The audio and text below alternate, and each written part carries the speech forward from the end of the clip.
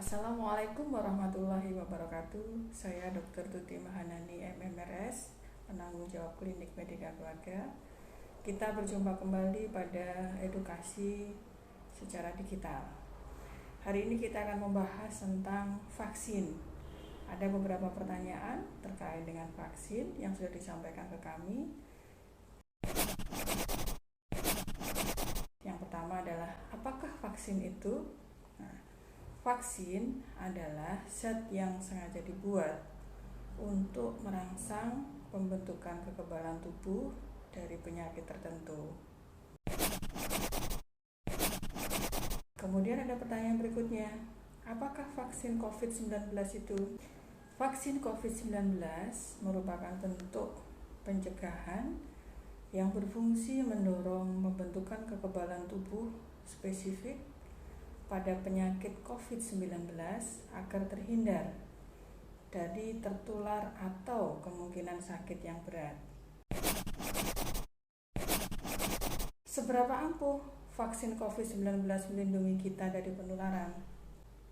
Dari kebijakan pemerintah itu menargetkan setidaknya ada 60% dari seluruh penduduk Indonesia yang nanti akan secara bertahap akan diberikan vaksin, dengan harapan maka akan tercapailah kekebalan secara komunitas atau yang nanti dikenal dengan nama herd immunity.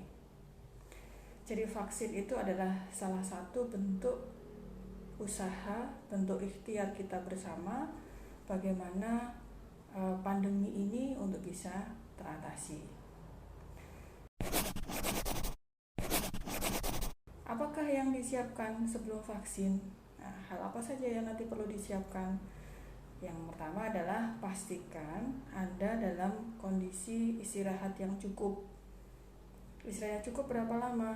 Bisa sampai 4, mungkin 6 jam dalam satu hari. Kemudian makan yang bergizi. Ya, maksudnya mungkin dalam kondisi sudah sarapan.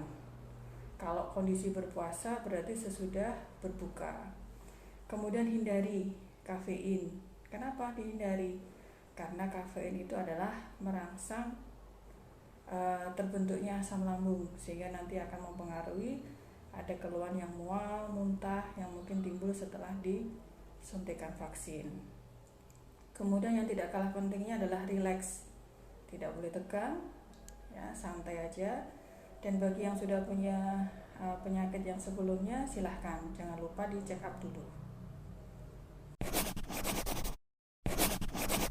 Berikutnya ada pertanyaan yang lain adalah, apakah yang harus dilakukan setelah vaksin? Apakah kemudian setelah vaksin kita bisa bebas? Tentu tidak demikian.